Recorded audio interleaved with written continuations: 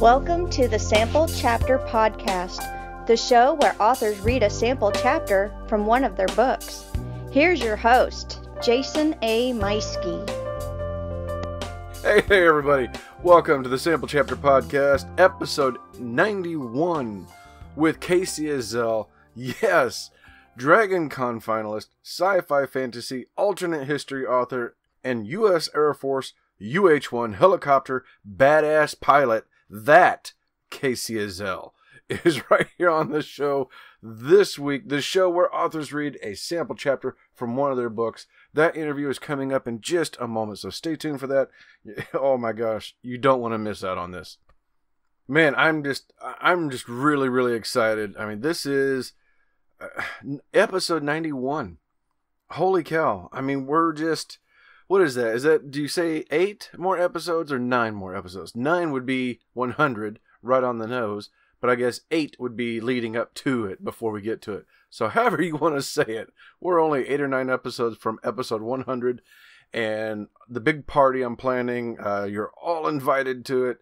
It's, of course, going to be a virtual party. You're going to be hearing about it. But, yes, there will be prizes. There will be surprises. There will be all kinds of fun things. And I am finishing the details on that right now. So make sure you stay tuned. By the end of this month, by the end of October, I'm going to have things all set on how you can sign up for the prizes, what you need to do so you don't miss out on it. It's going to be a lot of fun. I am really looking forward to this. And I can't believe it's almost here. Holy cow. Wow. 100. Well, speaking of fun, I have just about finished my edits on my next novel, a novel idea. Some of it has been sent off to an editor already.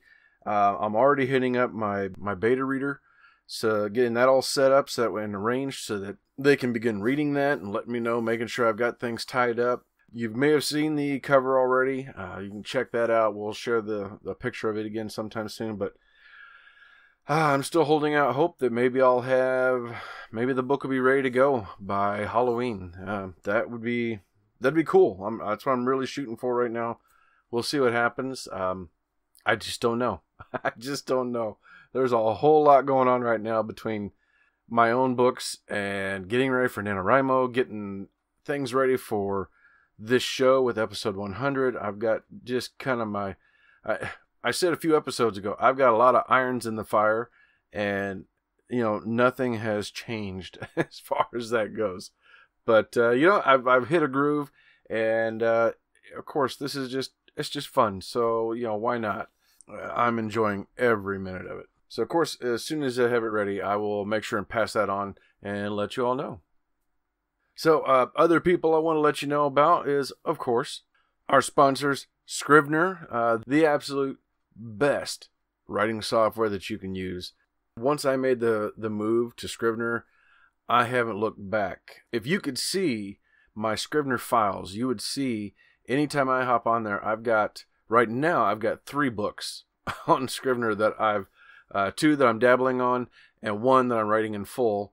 By the time NaNoWriMo comes around, November 1st, I will have a 4th one in there because I'm writing book 1 of a series, and then I'm going to be starting book 2 coming up in on November 1st. So there's nothing I can say that's going to convince you. You need to check it out for yourself. Stay tuned for the advertisement we've got for them. It's going to be coming up here in just a moment. And be sure you listen and write down that coupon code, so when you go purchase one for yourself, you're going to save 20% on the desktop version. I also want to thank my special friends at U-Sto-All right here in Warrensburg with me. They have been with me from the very beginning. I owe so much to this place, and they are the most incredible self-storage facility anywhere around. If you're interested in basic self-storage, the conventional style, or say you want to get climate control because winter is coming, you want to make sure you are hitting their website at U-Sto-All.net. Check out everything they have to offer. That is the letter U, STORALL.net.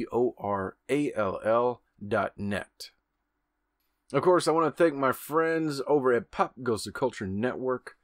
Go to popgoestheculture.com and check out all the different podcasts they have over there. There's so many of them. But, I want to mention every week the ones that I listen to on a regular basis, which is, of course, the flagship show, Pop Goes the Culture podcast.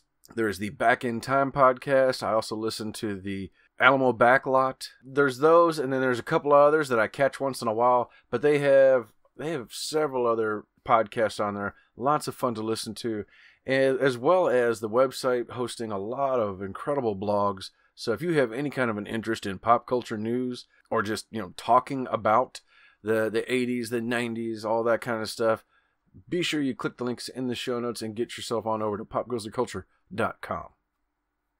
So, these last few weeks have been a real whirlwind for me and the show. We have been to Australia. We've been to Canada. I was just on the phone the other night with somebody in England. That one's coming up real soon. And then here we are, for me, a very special one, because I've actually lived here before. We were in Yokota, Japan, with Kacey Ezell. Yeah, Yokota Air Force Base. Kacey is an active duty U.S. Air Force helicopter pilot. She flies the UH-1s. And, when I first heard her, I caught her over on the Keystroke Medium, one of their shows, and she was a guest. I was already interested when I heard about the books that she was writing and the incredible stories. But then when I found out she was at Yokota Air Force Base, which is where my family and I were stationed, actually 10 years ago, right now, that's where I was. Well, we'd been there for just a couple of months ourselves, just like Kacey. So I was like, yeah, I've got to reach out to Kacey. Thankfully, it did work out, and it was incredible. She was kind enough to surprise me and had her camera on, so I got to see the backyards. Just like what my back. I mean, it's the same housing area, so of course it looks the same.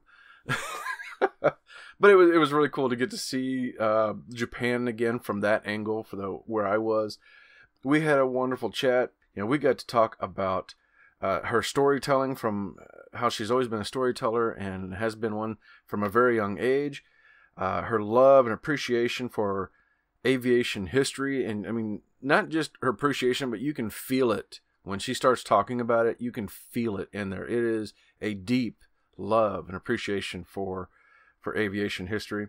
Also heard her talking about when she talked about her youth. It had me wondering, when are we going to hear a combination of some of her youthful stories? Like, I want to hear a story about wolf pirates. There you go, Kacey. There's one for you. How about that series? Let's hear about wolf pirates. There's all that and so much more, as well as Kacey doing a wonderful reading from one of her books, Minds of Men. The story is amazing, and you know what? I'm going to let her explain it to you, so let's get us on over to a word from our sponsor, and then our interview with Kacey Ezell.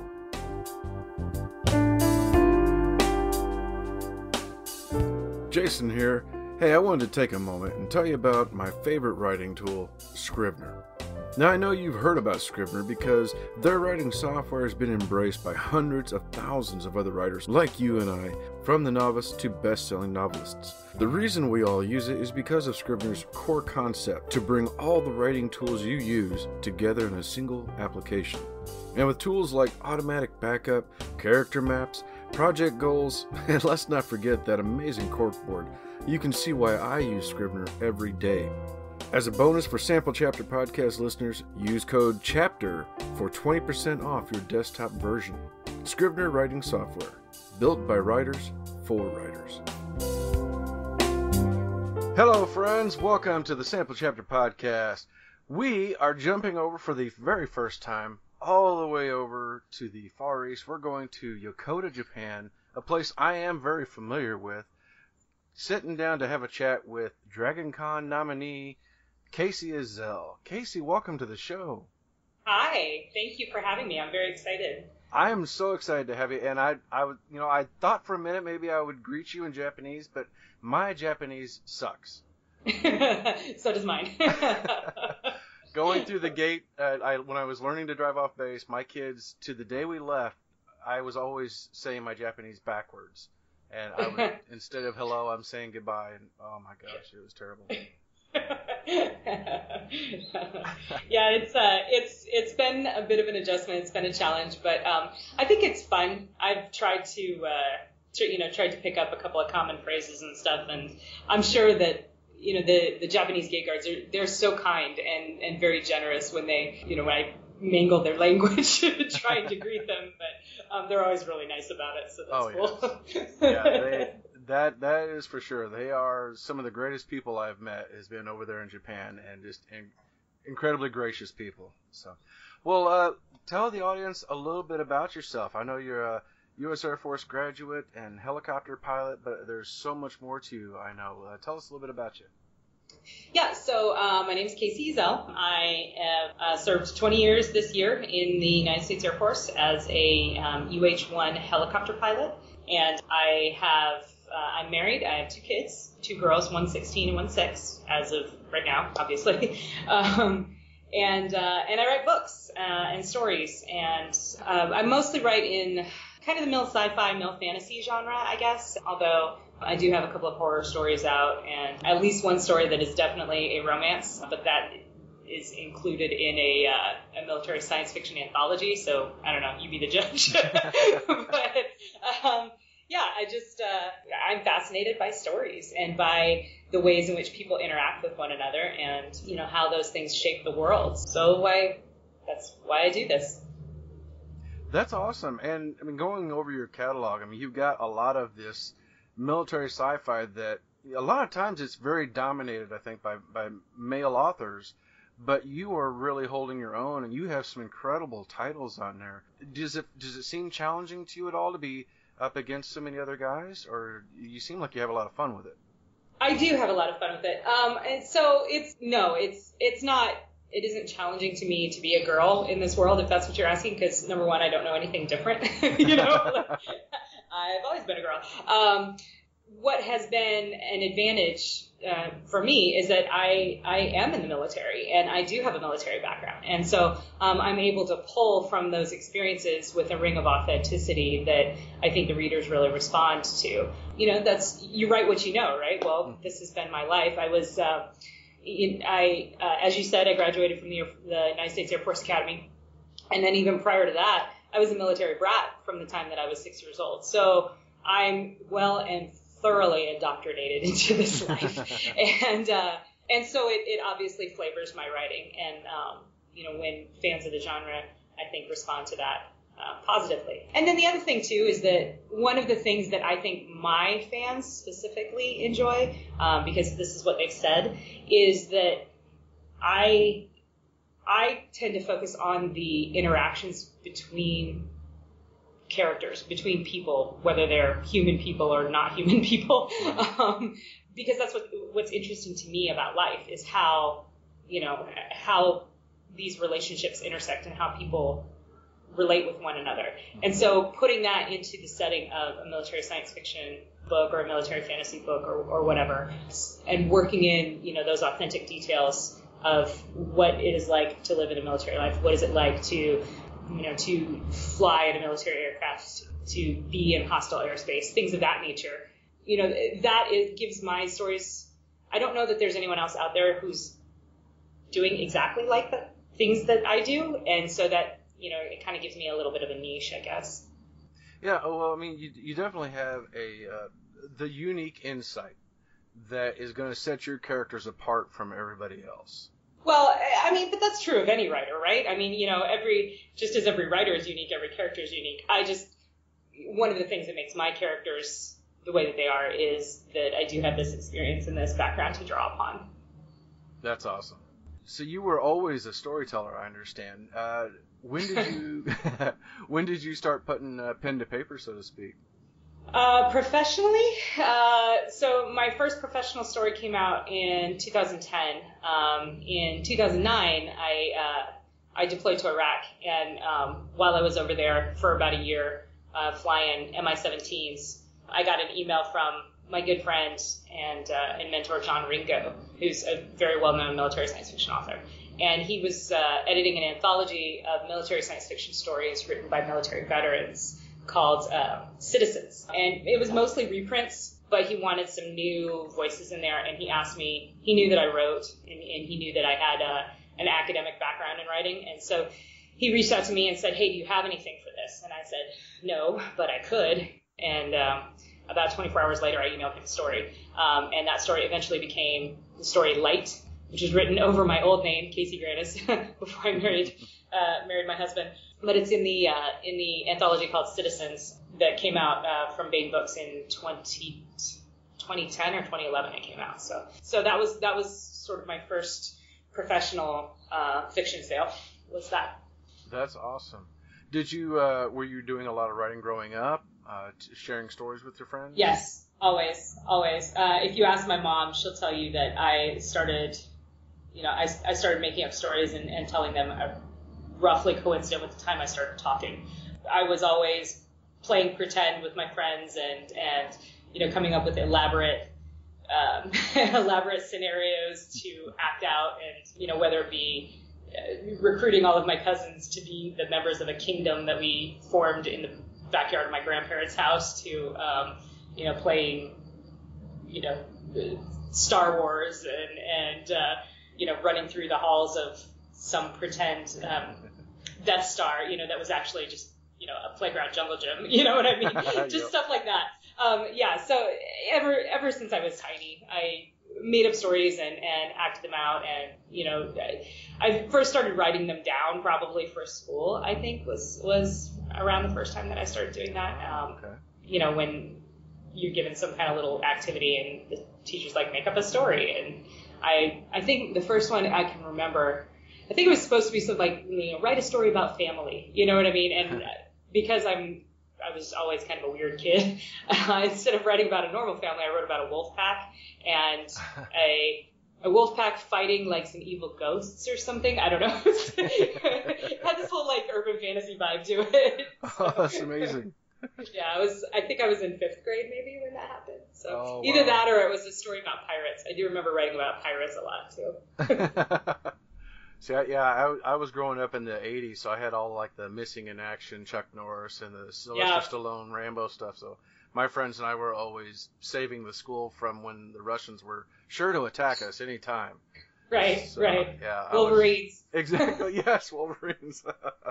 Yep. Do you happen to have any of those stories still? I think my mom does, actually. Oh, that's amazing. One of your very, very popular books that came out a year ago, and again was nominated with the DragonCon finalist, Minds of Men. It's amazing. It's got incredible ratings. People are just loving this book. Tell us about this. Like, where did the idea come from? Well, first, thank you for all the kind words about it. Minds of Men is, and I've said this before, it's really my love letter to aviation history. Obviously I'm a pilot, so I'm an aviation enthusiast, and I'm a history buff, and I've always been fascinated by, that era in aviation history, because in a lot of ways, it represents something that I don't think we'll ever see again. I don't think there's ever, it's hard for me to conceptualize, never say never, right? But it's hard for me to conceptualize a strategic situation that would require 100 ship formations, all taking off to go do strategic bombing somewhere in today's environment. It would be very difficult for me to imagine that scenario coming to pass. So that's one of the things that's unique about World War II in aviation history, is that we saw that. And just in studying it and reading about it, I actually happened upon a book. I don't know if the idea happened first or if I had the idea and found this book as part of my research, but there's this book that I mentioned in the acknowledgments of Minds of Men, actually, that it was called Combat Crew was the title, and there was a subtitle, but I always get it wrong, so I'm not going to mention it. But it was written by a gentleman who was the flight engineer gunner on a B-17 flying in 8th Air Force, flying combat missions over occupied Europe.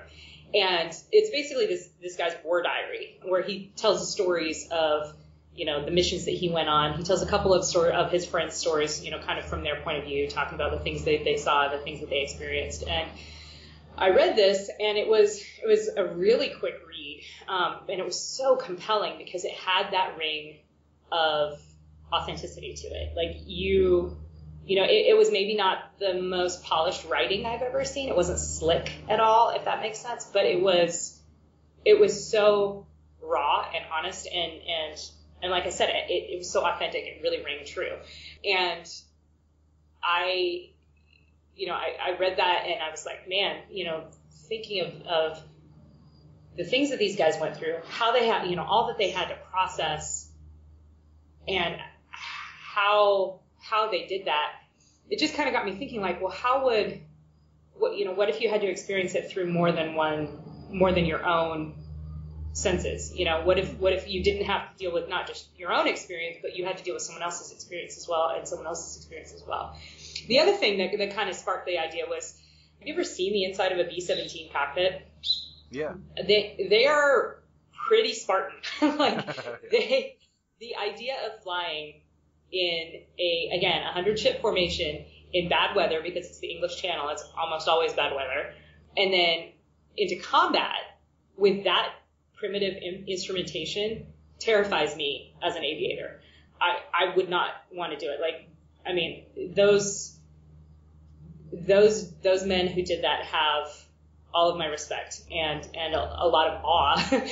I have a lot of awe for them because that stuff's just freaking crazy, man. It is crazy to do what they did with that equipment. But they did it. They did it day in and day out, and a lot of them didn't come home. And so there's just so much about that whole story that I find so compelling. So anyway, somehow I kind of put all those pieces together and came up with this idea that, well, what if they had women on board who were psychic and were using that ability to increase the, basically to act as human radios, to allow the aircraft to fly closer, tighter formation, which was the way that they protected themselves against the Luftwaffe, right. When they didn't have fighter escort, because they didn't have a long-range fighter at that point. What would those women experience? How would that feel? Would they become part of the crew? How would they become part of the crew? And so the idea just kind of grew out of that. Wow. That was a long answer. I'm sorry. No, I mean, there's, the fans and the readers, they love to dig into that, and I'm right there with them. It's just like, no, tell me more. Yeah. So, well, that's incredible. I mean, and it's such a unique idea to have this alternate history and blend it with some sci-fi like this. I love it. It's a very Manhattan Project with some psychic kind of vibe going on. Yeah, so that's the first book, is Minds of Men. And then the second book, so midway through the first book, spoiler alert, the main character is Evie Adamson. Her B-17 gets shot down, and she survives. And she and a couple of her crew members, who also survived the bailout, end up having to escape and evade through occupied Europe. And turns out that the Germans have psychics too, and one of them is on their tail. So it kind of set up this like cat and mouse, sort of chase through occupied Europe, which was a lot of fun to research and to write, because I got to learn about some of the really interesting resistance-led escape lines that ran through Europe. And there's another book, again, I mentioned it in the acknowledgments, called Little Cyclone. It's written by Ari Neve. I don't know how to say his name properly. He's a Brit. He was part of MI9 during the war, which was the British agency responsible for retrieving, I guess would be the right word, repatriating the downed airmen who bailed out or went down behind enemy lines and stuff. So MI9 was the agency working to get them back, and they worked with a couple of these resistance-led escape lines. And so some of the stories from that were really fascinating. I really had a great time kind of cherry-picking some of the stories and adapting them into my own story pretty shamelessly. But yeah, so that's kind of, the first book. And then the World of Sunder is the second book. And in that book, I follow the antagonist from Minds of Men, the German psychic named Lena Sucherin, who... we start off, we meet Lena, and she's a Nazi. And it was an interesting challenge for me to try and take a character who is almost by definition unsympathetic and try to make her sympathetic and try to make her resonate with the audience and make her motivations and actions comprehensible, if that makes sense. There's a very famous quote, and I don't know who originally said it, but it's that every villain is the hero of their own story. And so with The World Asunder, I was really kind of trying to explore that. I had started it in Minds of Men because I do have some sections that are from Lena's point of view, where I try to convey like the reasons why she's doing what she's doing, and the reasons why she believes what she believes. And then I just sort of tried to continue that on in The World Asunder. And I think it worked out. I'm pretty happy with it. I'm very proud of both books, but I think The World Asunder is actually probably a little bit better than Minds of Men, just because I've learned more. You get better every time you write a book, right? So yeah. Well, you must be getting very good, because I noticed a lot of books with 2019 premiere on there this year. So, and it actually it draws me in with my other question, because I know we have a lot of authors that listen to this as well. And so, as somebody with quite the work ethic that you have and a full-time job, where do you fit in all this writing? Wherever I can. Honestly, my productivity has fallen off a lot since PCSing here. Part of it was, so PCS, for those in your audience who might not know, stands for Permanent Change of Station. It's moving, obviously. So since moving here to Japan, the move itself, I tried to arrange things so that I would have kind of July and August off and nothing really due during that time. I was sort of a little bit successful and a little bit unsuccessful in doing that. But I knew that I was going to have to focus on real life for a while with moving overseas and getting settled into the house and getting the kids settled in college in school and all that kind of stuff. And so I haven't been putting up the word counts that I was doing prior to moving out here. But I'm working on getting back to it now that we've got a house and we're settled and, we've got all our stuff moved in and everything. For me, it's just a matter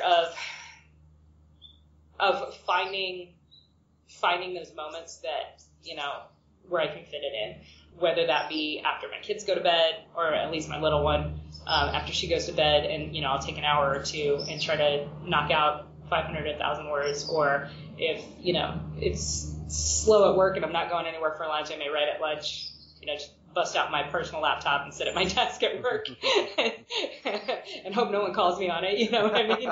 Yeah. But it's lunchtime, right? It's my time. That's sort of my thin excuse. But yeah, just stuff like that. There are some people who are just complete rock stars, and they can wake up at 3 a.m.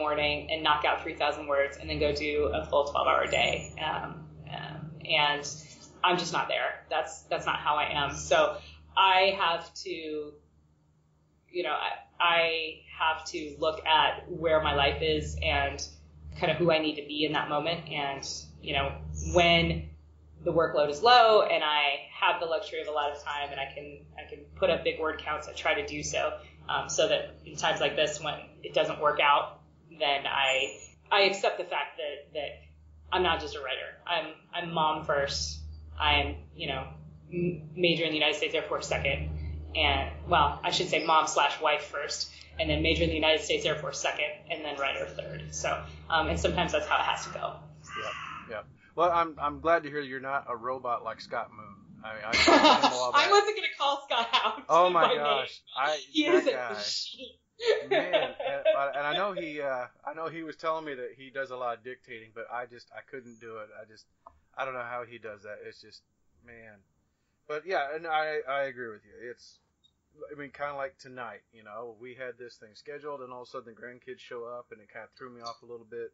So I appreciate your patience, but that's what it's all about. It's getting to take those few moments and spend it with what really counts, and then keeping the dedication to get back in there and do the work that you got to do later on.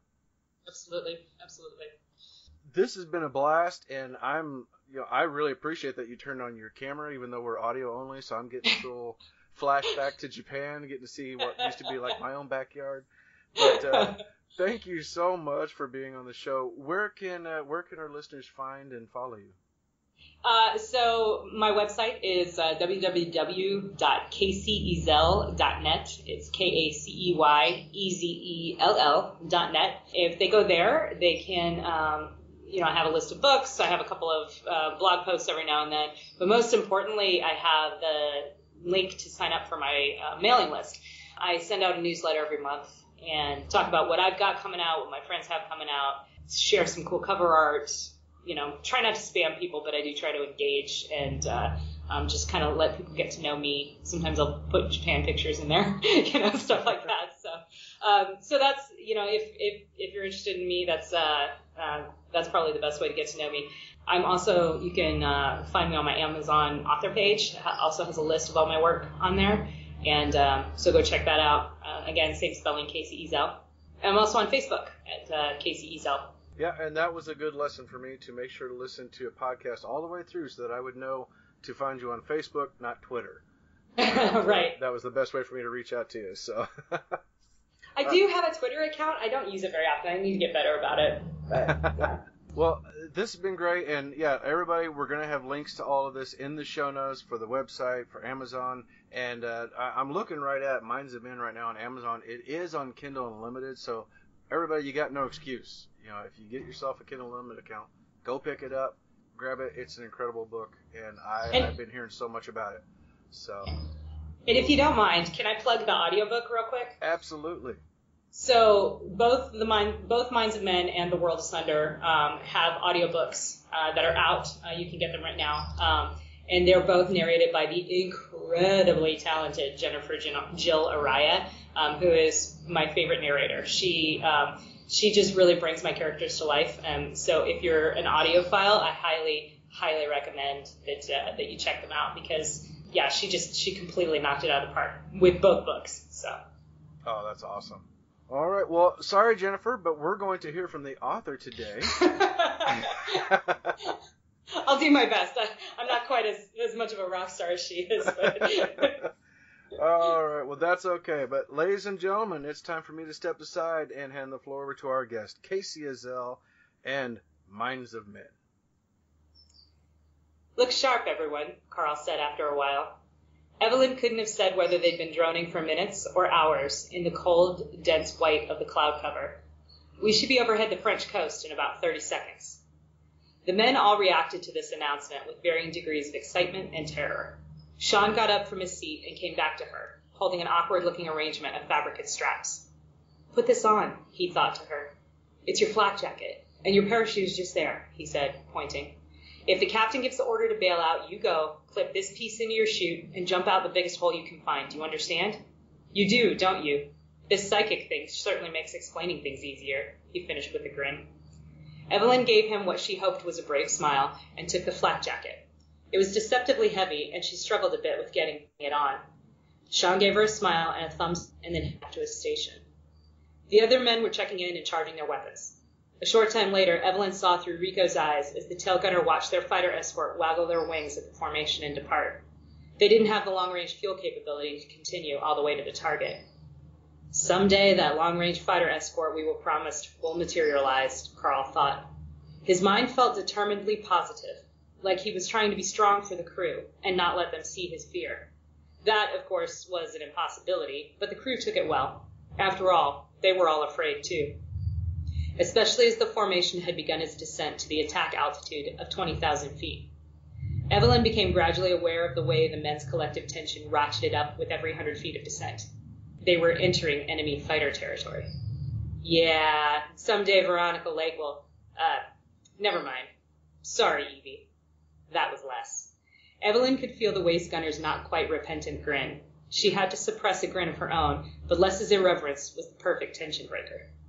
Boys will be boys, she said, projecting a sense of tolerance. But real men keep their private lives private.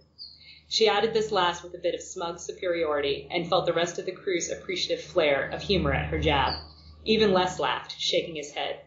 A warmth that had nothing to do with her electric suit enfolded Evelyn, and she started to feel like maybe she might just become part of the crew yet. Fighters, 12 o'clock high. The call came from Alice.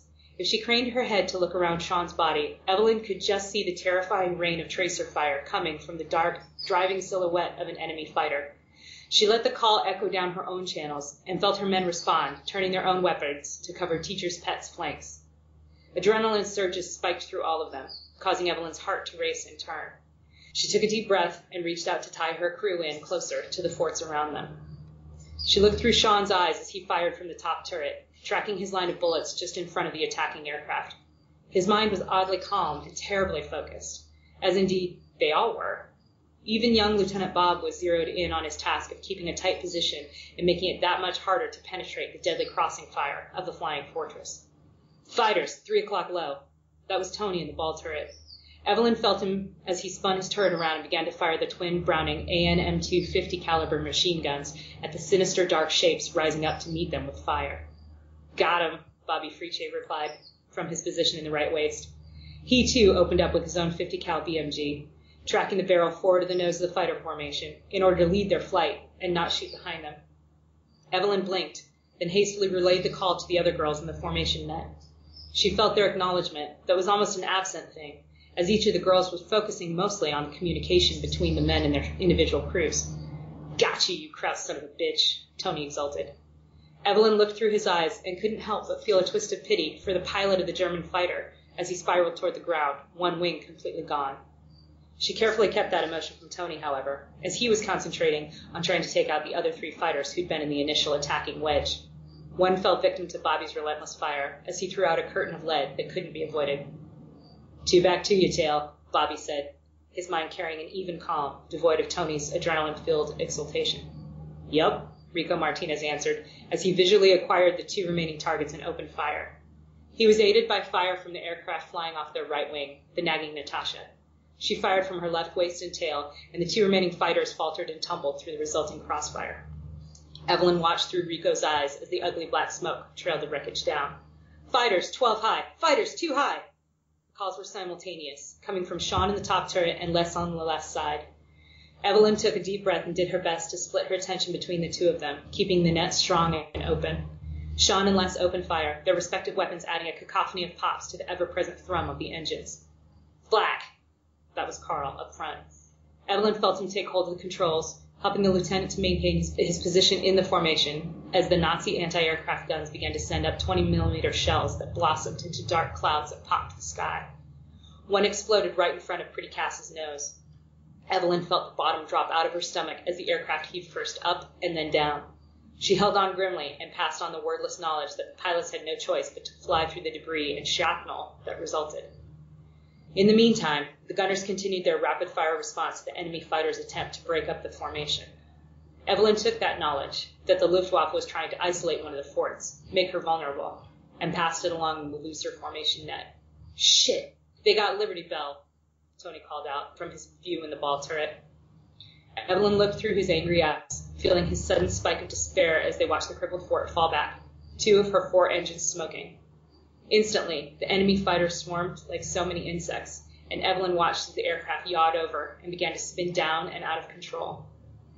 A few agonizing heartbeats later, first 1, then 3 more parachutes fluttered open far below. Evelyn felt Tony's bitter knowledge that there had been 6 other men on board that aircraft. Liberty Bell was one of the few birds flying without a psychic on board, and Evelyn suppressed a small, wicked feeling of relief that she hadn't just lost one of her friends. "Fighters, 12 o'clock level," Paul called out from his bombardier compartment in the nose. His smaller 30 caliber machine guns sang out, joining the chaos of lead and noise in the acrid, burnt smell of flak and hot brass. Evelyn took a deep breath of her oxygen and tried to focus on her job, maintaining the net and keeping in touch with the other crews. "Stay tight on them," Carl thought to Bob. "Look, you can kind of feel what they're going to do through Evie's net, see?"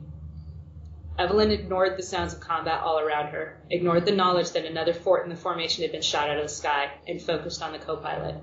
She fed him the inputs that she got from Alice, who got them in turn from the pilot on the controls in the Teacher's Pet. Light ripped through her mind. Shards of glass flew everywhere, little bee stings that faded into insignificance beside the piercing pain that racked across her chest, his chest. Evelyn screamed and heard Bob echoing the sound up front as he felt the bullets that ripped the Pet's pilots to shreds. "Fighters, 10 o'clock high, 12 o'clock high, they got lead!" That was Sean again, rocking backward as he worked the controls of his top turret. Evelyn tried to gather the scattered fragments of her attention. Her crew net had held, but she'd ripped herself out of the larger formation, and now it felt like they were flying blind. She took another deep, steadying breath of the icy oxygen in her bottle and reached out tentatively toward Alice. Nothing. "Parachutes from the pet," Tony reported, his voice still calm, but with that edge of angry despair she'd tasted earlier. "I count 2. "Yeah, 2, Les echoed. "Alice wasn't one of them," Evelyn reported to the group, fighting down her internal trembles. "She was gone. Just gone. I tried to reach her. There was just nothing there." A long pause. "Sorry, Evie," Les said gently, even as he continued to scan for the deadly fighters. "It hurts. We know." Evelyn shook herself, physically, and ordered herself to get a grip. She took another icy breath and forced her head up, her shoulders down. "It does, but no more than losing any airmen," she said. "Alice did her job to the end. I'll try to do mine."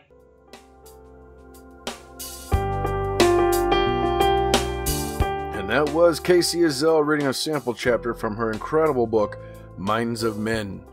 Holy cow, I love this book. I can't wait to dive into it myself. I've got it on my list now. Make sure you click the link in the show notes for Kacey's website, her newsletter, her Amazon page, and don't forget to pick up a copy of these for yourself.